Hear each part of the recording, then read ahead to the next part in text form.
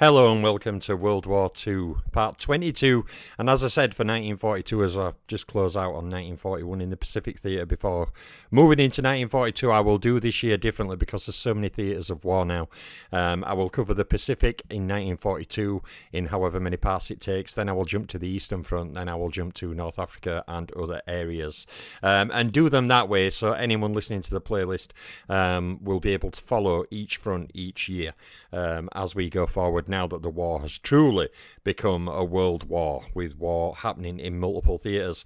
Now, following the brutal Japanese attack on the American naval fleet at Pearl Harbor and the ominously late declaration of war and the indignation of the American nation that erupted afterwards, basically, Japan was still in a good position, even though the American carriers had not been sunk. The Japanese had dealt a huge hammer blow to the American fleet. Now, the American fleet was still very capable, but it had certainly taken a big hit.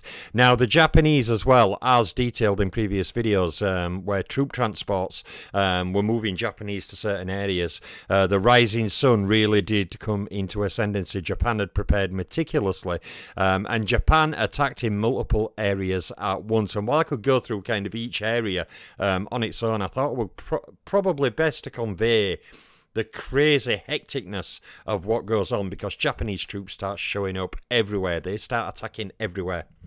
So basically, on 13th of December, a detachment of Indian troops destroys oil installations in Sarawak and Brunei, then retires to Kuching, capital of Sarawak, to defend the local airport. Meanwhile, in Burma, the British evacuate Victoria Point, which is on the Thai border in the southern part of the country, on the Kia Isthmus, retreating north to the area of Tenasserim. Now, in Hawaii, an American squadron commanded by Rear Admiral Fletcher sails from Pearl Harbor to bring help to Wake Island. Little do the Western powers and America realise the fury that is going to be unleashed. Now, on the 14th of December, Japan signs a treaty of alliance with Thailand, which is not a great thing. In Malaya, meanwhile, Japanese move into the Penang and Gurun areas. In the Philippines, new Japanese landings at Lapagese in Luzon, with support from two heavy cruisers, the Miyoko and the Nachi, and two destroyers. So they provide basically naval support via artillery fire for the landing Japanese troops. And the attacks come swift and fast. In Burma, a Japanese brigade enters the country across the Kra Isthmus. In Malaya, meanwhile, the Japanese open their decisive operations against Singapore, which I've kind of covered. The impregnable fortress is impregnable only from the sea, but not from the land. So the Japanese basically bypass the defences. Meanwhile, in Borneo, the Japanese, after the oil, land at Miri in Sarawak and at Seria in Brunei. The oil road of the rising sun is taking shape. One of the things the Japanese realised is they needed to secure the area of the Dutch East Indies, specifically for oil, as well as strategic importance, but also there were large oil reserves there, and the Japanese realised that they would need that and could not allow the Americans or British to then cut off access. So that was one of the main targets after Pearl Harbor, securing the oil reserves for their army. Now, in Hong Kong, Japanese troops under cover of a heavy barrage land on Hong Kong Island. They occupy more than half of it within 24 hours. The garrison is already in a desperate state. Meanwhile, in Borneo, off Miri, the Japanese destroyer Shimamon strikes a mine and sinks. So, I bet that crew and captain weren't very happy that day. But basically, the Japanese were not going to be stopped at this stage. In Philippines, the Japanese landing at Davao on the island of Mindanao. The invaders begin at once to turn the island into a vast fortified base. In the Philippines, the convoy sighted in South China Sea by US reconnaissance aircraft on 16th of December arrives at the Gulf of Ligayen, north of Manila, in the island of Luzon. Now, aboard those troop transports are 43,000 men of the Japanese 14th Army under the command of General Homer. The invasion has started, and has started ferociously. Now, on the following day, at 1 a.m., okay, at 1 a.m. the following day, the Japanese land at Boang, Aringay, and Agu, okay, 40 miles further north than the point at which MacArthur had expected them. So basically concentrated the bulk of his artillery around the area where MacArthur thought the Japanese were more likely to land, but the Japanese land 40 miles north, and therefore all the heavy American artillery is situated in the area that MacArthur had earmarked for the Japanese landing. Now, by 11 a.m., okay, the Japanese have firmly established their bridgehead and made contact with the troops landed near Apari and Gonzaga on the 10th. Now, at Wake Island at 11:30 p.m, the Japanese land on the island. Now, this time to avoid a new reverse, they've sent a powerful force, including 2 aircraft carriers, 2 heavy cruisers with destroyer escorts under the command of Admiral Kajioka. Now, 2 destroyers converted into swift troop transports land the first contingents, and the battle is one-sided and very short. Admiral Kajioka lands, accepting the surrender of the American garrison the following day, and officially takes possession of the island, renaming it the Island of Birds. Now, the relief fleet, okay, Task Force 14, sent from Pearl Harbor, is still over 400 miles away, and when they receive the news that Wake Island has fallen, they divert to another American base at Midway. Now, in the Philippines, okay, on Luzon, MacArthur transfers his headquarters to a fortified island of Corregidor, okay, at the mouth of Manila Bay. Another 10,000 Japanese troops, meanwhile, land at Lamon Bay.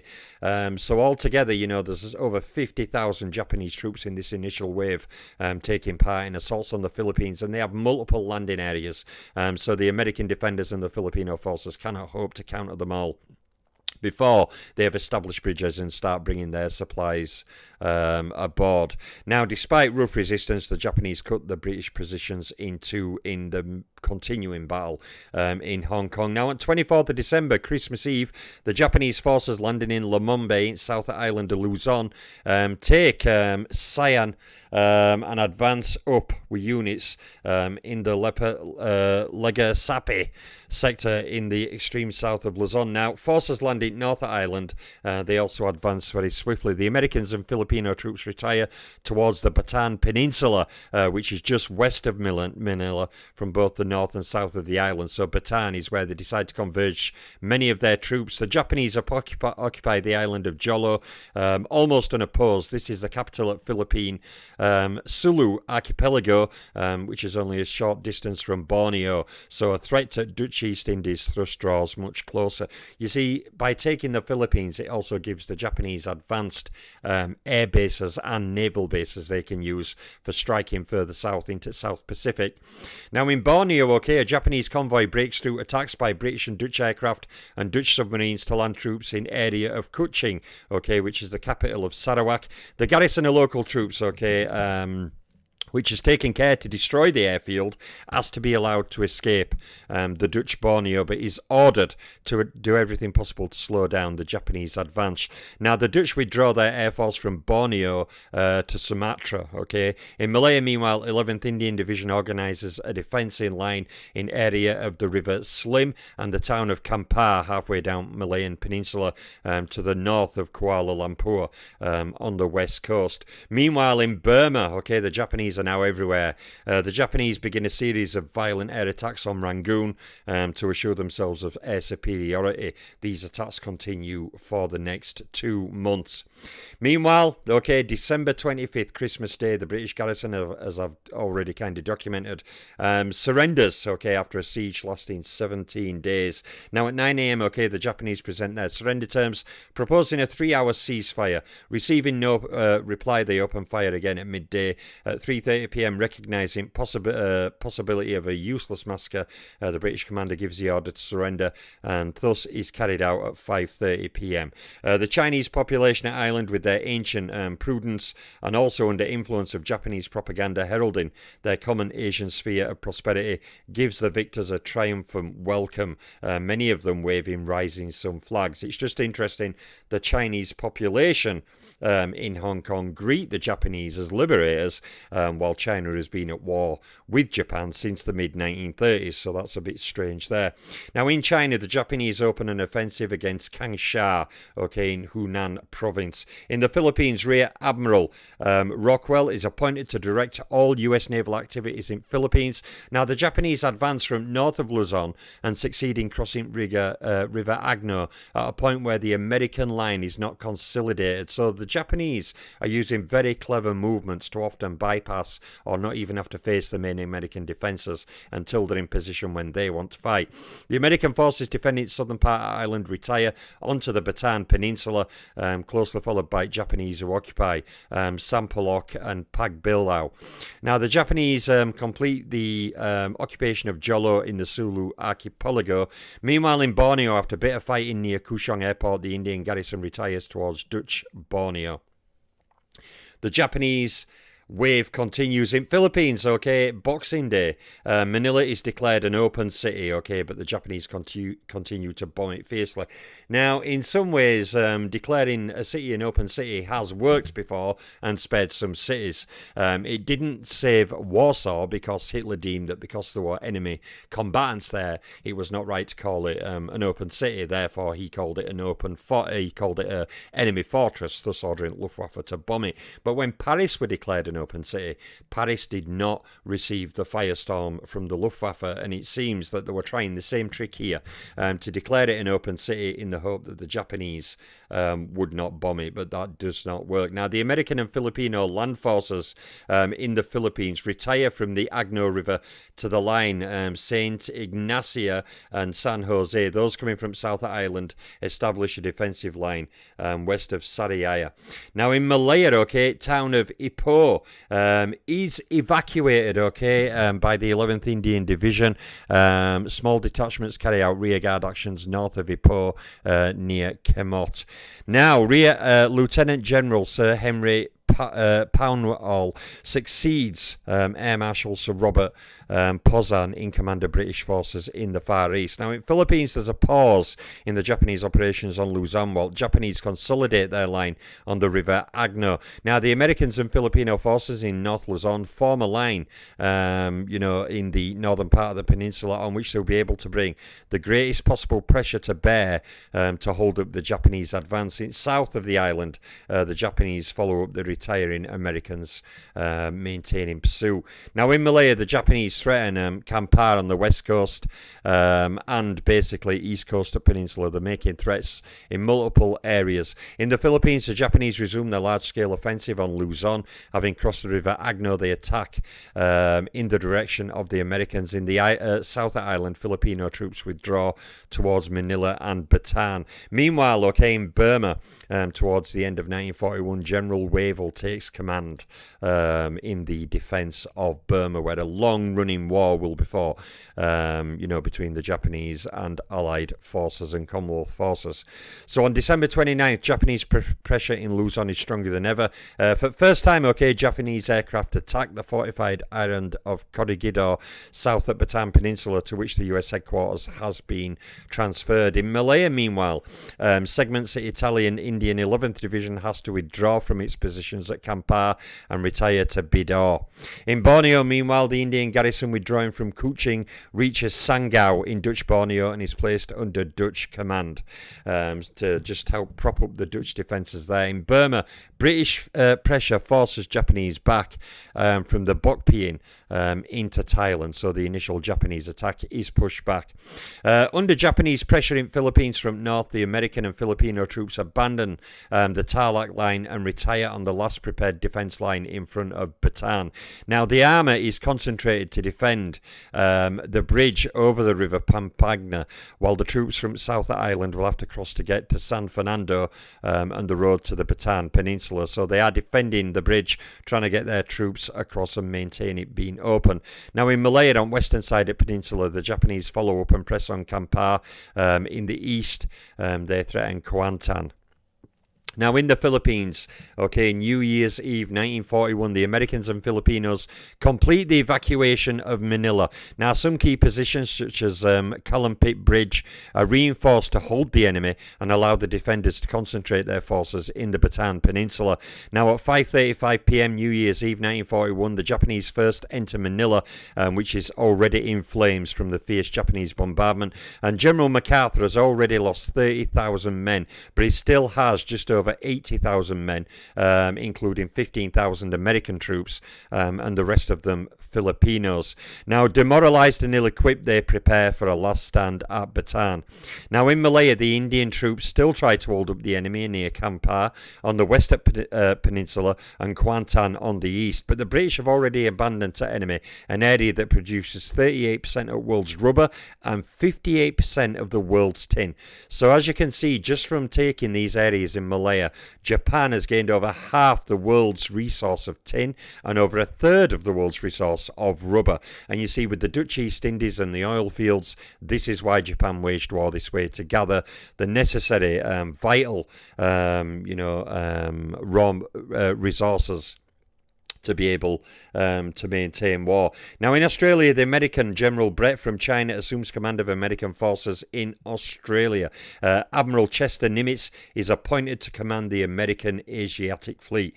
Now, the Anglo-American delegates at the Washington Conference called for the establishment of a single ABDA, Australian, British, Dutch, American Command in the Far East, to which General Wavell is appointed in overall command.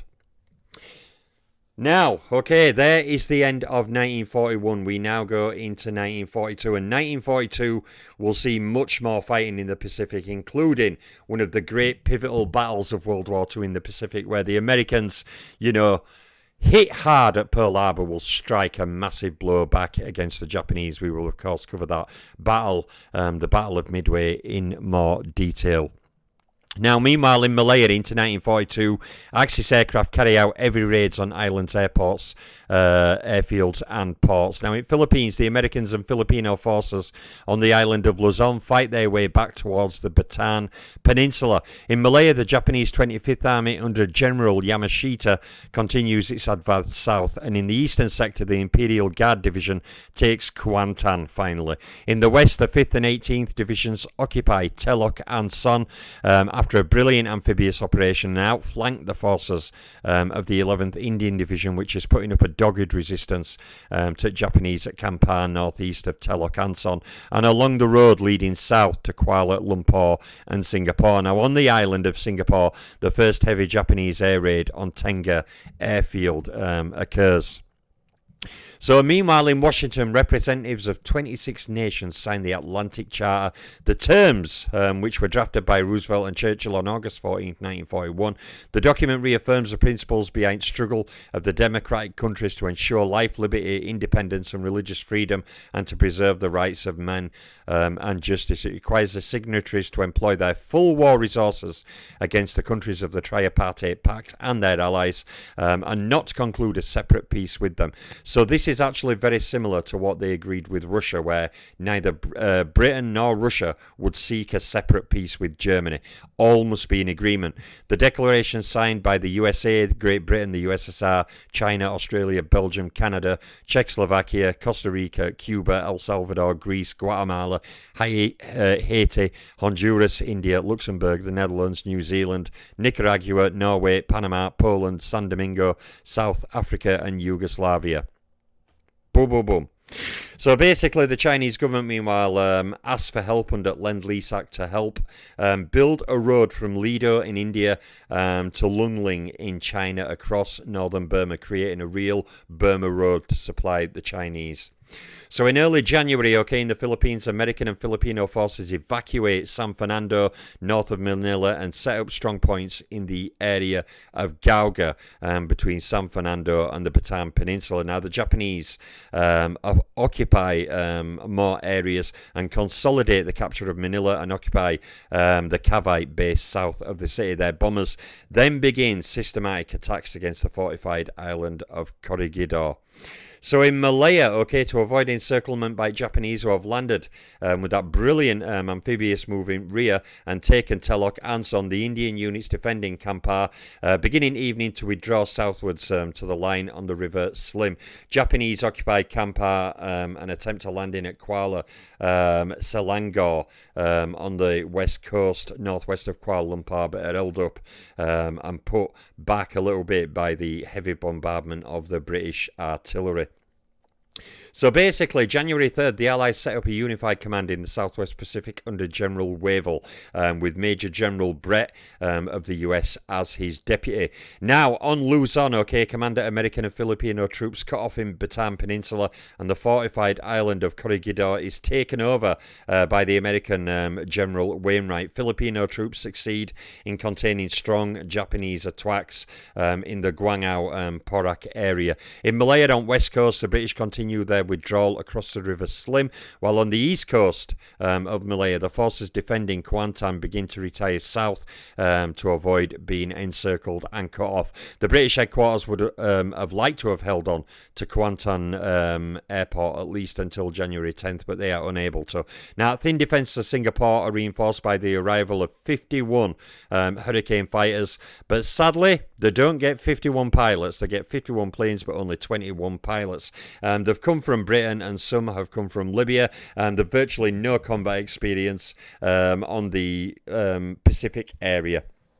So they are very green as well, so their effectiveness is mute for the 21 Hurricanes who they have received pilots for. Now in Borneo, the Japanese land unopposed on island of Labuan in the Gulf of Brunei, and from there a detachment lands on the mainland at Mempakul. Now in China, Chiak Chi-sek is named Commander-in-Chief of all Allied troops operating in China. His forces hold up the advance begun by Japanese in the area of Changsha in Hunan province. Meanwhile, the battle for the Philippines rages on. Okay, in Luzon, Japanese attacks continue in area of Guanga Porac. The Japanese capture Guanga and advance as far as Lubao, cutting the 11th Filipino Division's line of retreat towards Bataan. In the evening, okay, defending forces break off their operations and try to establish a line between Lubao and Santa Cruz.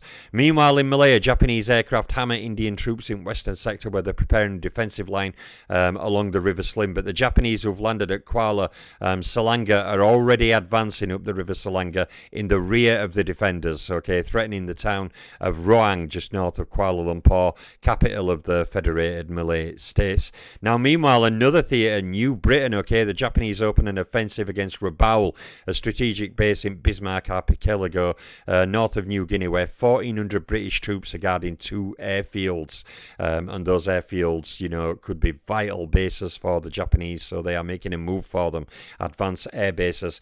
Now, in these difficult conditions, Allied Supreme Command gives the following instructions to General Wavell: to hold the Malayan barrier, okay, the line on the Malayan Peninsula from Sumatra to Java to Northern Australia, and oppose any Japanese advance beyond that line. So basically from Northern Australia up to Malaya, there is a line, okay, and any Japanese attempt to move beyond that is to be fiercely opposed.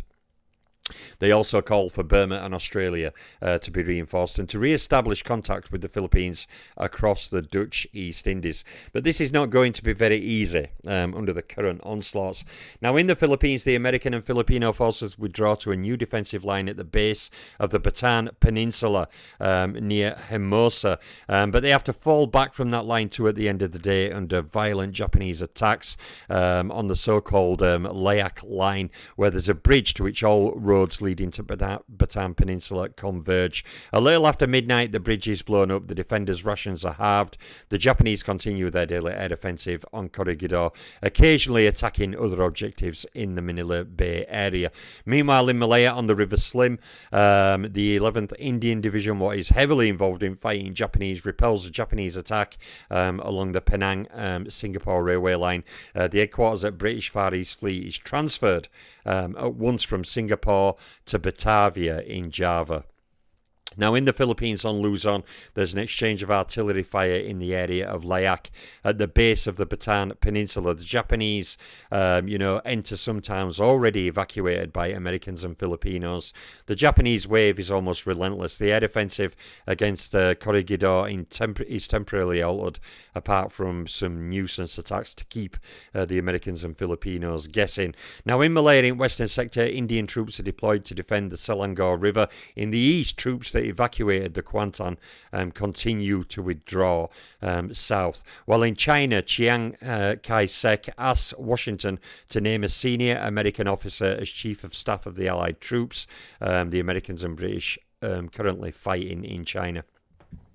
Also on this day, President Roosevelt on 6th of January asked the United States Congress for an extraordinary appropriation which will allow the USA to produce, check these numbers out, which will allow the USA to produce, on estimates of the money he's asking for, by the end of 1943, 125,000 aircraft they think they can produce in the next 2 years, 75,000 tanks, 35,000 artillery pieces, and 8 million tons of shipping. This is what Admiral Yamamoto tried to warn his colleagues about. We must take the American fleet out in one shot. Pearl Harbor, because if we don't, then industrial might will turn. Now, they believe they can produce 125,000 aircraft and 75,000 tanks in just 2 years. Now, in the Philippines, the Japanese on 7th of January line up a big offensive against the Bataan Peninsula. Now, there's still almost 80,000 American and Filipino troops, mainly Filipinos, deployed in defensive positions in depth. Now, the Americans form new infantry battalions, from the manpower available, including ground personnel at Air Force, Navy, and US Marines. Basically, every last man is drafted in to the defence of the Bataan Peninsula. In Malaya at dawn, the Japanese, with armoured support, attacked the 11th Indian Division's positions on River Slim. They break through and advance swiftly towards Kuala Lumpur, reaching a point nearly 2 miles from the village of Slim itself. Now, the Indian Third Corps, succeeds in forming a new defensive line further south near Kuala Kuba. General Wavell, meanwhile, arrives in Singapore, and in Borneo, Sarawak, the Japanese reach the Sarawak-Dutch-Borneo border. So the opposing forces, prepare for the Battle of the Bataan Peninsula, and a very famous event that is. Now, in Malaya, General Wavell visits the front and orders the Indian Third Corps to withdraw into Johor State, north of Singapore, where he'll try to mount the final defence of the fortress and its hinterland. Meanwhile, in Borneo, the Japanese take Jeleselton in British North Borneo.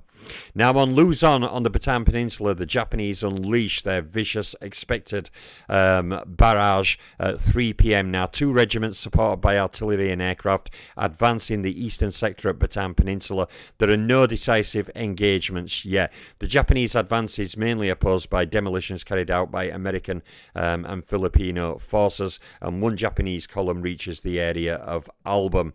Meanwhile, in Malaya, the Indian Third Corps begins its withdrawal southwards. The 11th and 9th Indian Divisions are given the task of holding the enemy advance, covering areas near Port Dickson, Tampin, and Malacca.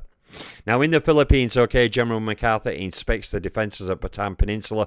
The Japanese, meanwhile, drop leaflets from the air, inviting the defenders to surrender. Now, on the ground, their columns keeping up the powerful pressure, though they are held up, by the thick jungle, as well as now much more determined enemy resistance from the American and Filipino troops. Now, they reach the river Calagyaman, below the village of Samal, and in the western sector they reach the village of Olongapo.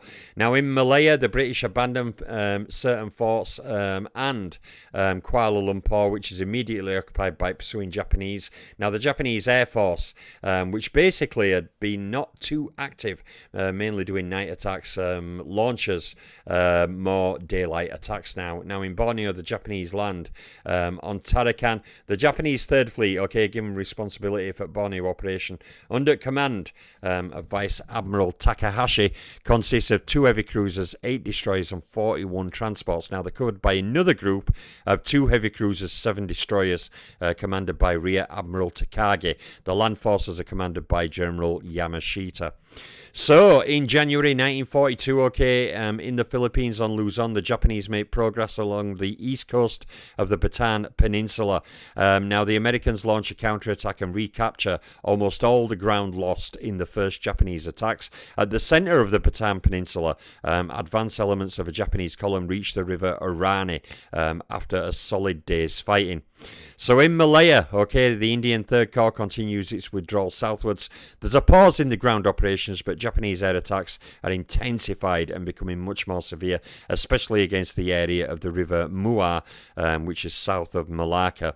Meanwhile, in Borneo, General Yamashita's forces effect more landings and complete the capture of the island of Tarakan, which contains a number of vital oil fields. Now, also in another of the Dutch East India areas is the island of Celebes. Okay, Japanese units occupy Manado at the extreme north of the island of Celebes and nearby Kima. Now, naval parachutists, okay, are used in this operation, Japanese using paratroops. The small Dutch garrisons are quickly forced to surrender, and both the island of Tarakan and Manado in the Celebes are turned into air bases to support the continued Japanese drive southwards. Basically, in the Philippines now, on Luzon, the Japanese press hard on eastern sector of Bataan Peninsula. They launched their attack, gained ground, have been forced back, but now they're coming again. This area on east sector of Bataan Peninsula is defended by the American Filipino 2nd Corps. The Filipino 51st Division loses ground, but succeed in launching vicious counterattacks when reinforced by reserves. On the east coast of Peninsula, the Japanese re-established the bridgehead over a vital river in the area lost in the previous day's American counterattack. And now, of course, Japan declares war on Dutch East Indies following the invasion of Celebes and Dutch Borneo. Again, shame. They've declared war after they've already attacked, which to me seems a bit pointless. Now, in the Philippines, in eastern sector of Bataan Peninsula, the Americans, after a powerful artillery preparation counterattack, and reduced the Japanese salient north of the vital river. But on the central front, the Japanese advance forcing the Filipino 51st Division to withdraw to the river Balante. In Malaya, General Wavell visits the front again. The withdrawal of the Indian Third Corps into Johor State is almost complete. A convoy carrying war materials, particularly anti-aircraft guns and reinforcements, part of the British 18th Division, arrives at Singapore. But really everywhere they are simply fighting a losing battle. The Japanese have sprung up everywhere in lightning strikes. And even though resistance is fierce, like in Malaya with the Indian divisions, a lot of the time in the Philippines, the Japanese are overrunning these areas slowly but surely. Now, a conference is also held on the 13th of January, okay, in London by Allied governments which pledged to punish Axis criminals at the end of the war. So long before the despicable final solution, came to fruition more later in the war when the Germans were panicky, they'd already decided after this war they were going after people responsible, for war crimes, etc., crimes against humanity. So in the Dutch East Indies, General Wavell formally assumes supreme command in Asia and arrives this day at Batavia to establish his headquarters. Now on Philippines, the Japanese pressure persists against the defenders at Bataan Peninsula. In the eastern sector, the 41st Division has to retire at the river Balante. In the western sector, the Japanese advance towards Moron in 2 columns, and some units land halfway between the 2 places. The Americans send in reinforcements to those areas to try and hold the Japanese. Meanwhile, in Malaya, the British forces are deployed for defence of the southern part of Malayan Peninsula following withdrawals, aiming to hold up the Japanese on a line from Muar to Segama, then along the railway to Labis, etc., etc. But it is becoming, plainly obvious it is going to be very hard for them to hold the Japanese back. Now, British patrols ambush a large number of Japanese moving south on bicycles. So, the Philippines on Luzon, the Japanese establish a bridgehead south at River Balante in Bataan Peninsula. The defenders counterattack but fail to regain the positions. Now, the Japanese troops advancing slowly in the central sector halt to regroup. In the western sector, the two Japanese columns converging on Moron are near their objective. In Malaya, in centre at Peninsula, Australian units inflict heavy losses on the Japanese advance guards, but then withdraw to their assigned positions in the defensive line. On the west side at Peninsula, the Japanese reach the north bank of the River Muar and land small detachments between the Muar and Baru Pahat, causing some confusion to British communications in the western sector of the front. So all these battles and campaigns are happening simultaneously. Many of them will come to close at some point. Also, the Americans will play a key role in launching a major hit on the Japanese to come. So in the Philippines, in western sector at Bataan Peninsula on Luzon, the Filipino 51st Division counterattacks, but is driven back and put to flight by the Japanese troops. Now, the Japanese column advancing in centre overruns enemy positions in area of Mount Natib and proceeds south along the valley of the river Abo. In the east, the Filipino 41st Division succeeds in halting the enemy advance, while near Abaque, the US 31st Infantry Regiment prepares a counterattack against Japanese forces there. To the west, the Japanese cross the river Batalan and attack Moron, but are driven back to the river by the Americans. And this really shows, that even though the fast and aggressive Japanese landing in Philippines and the rapid advance through the Philippines, the Bataan Peninsula, the Americans and Filipino troops are putting up a terrific resistance. And despite intensive Japanese attacks, and often losing ground, either with reinforcements or just through sheer dogged determination, they are able to push the Japanese back a number of times. Now, in Malaya, the Japanese cross the river Muar and drive the 45th Indian Brigade out of Muar village, while continuing to land troops in the area of Batu Pahat. In Burma, the Japanese go over to the attack, surrounding the British forces at Miita and threatening Tavoy.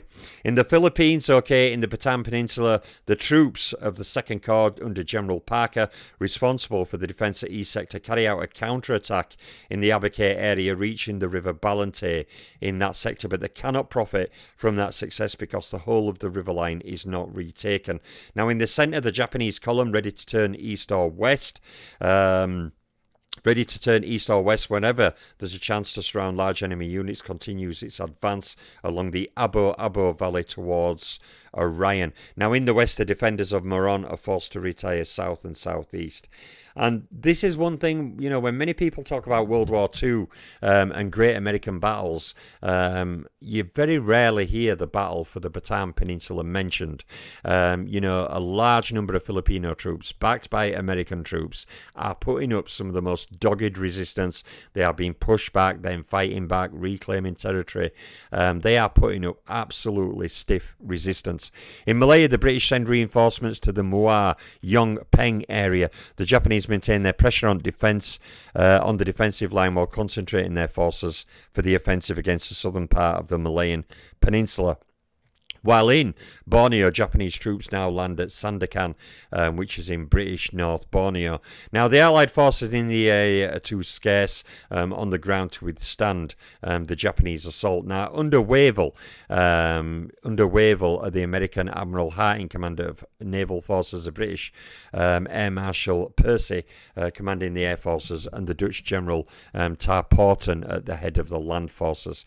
To me, this is too much of a broken up command system, though, to really be effective in halting the Japanese a lot of the time.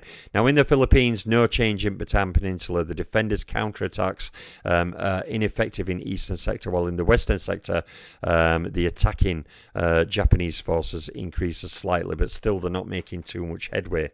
Now, in Malaya, the 45th Indian Brigade repulses Japanese attacks in the Muar Yong Peng area, but new Japanese landings immediately north of Batu Pahat put the British positions in that sector in serious danger of encirclement and entrapment. And towards the evening, British headquarters orders these positions to be evacuated.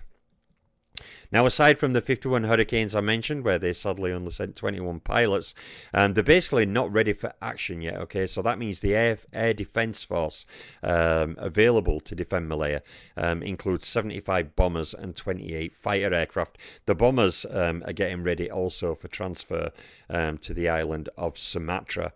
Now, in the Philippines, the Japanese repulsed renewed American counterattacks. The Japanese column advancing along the line of Abu Valley reaches the outskirts of Guitol and is engaged by the Filipino 31st Division.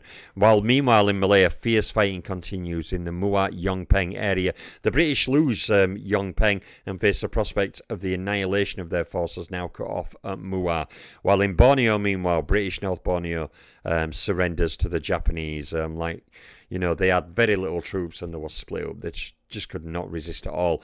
In Burma, the Japanese take Tavoy and its vital airport. The British decide to withdraw the garrison at Mergui, a town the Japanese have not yet attacked, to Rangoon, and a Chinese division is sent to Burma to reinforce British positions there.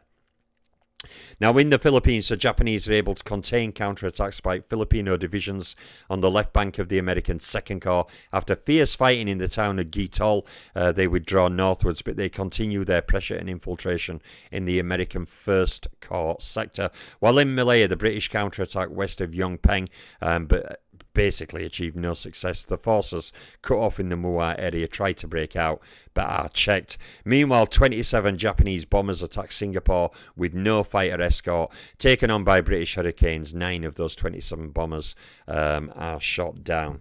So there we will leave the Pacific War 1942 Part 1. A lot going on all over the place, but this is how it happened. So continuing in Part 23, we will come back with the Pacific War 1942 Part 2. I'm out for now.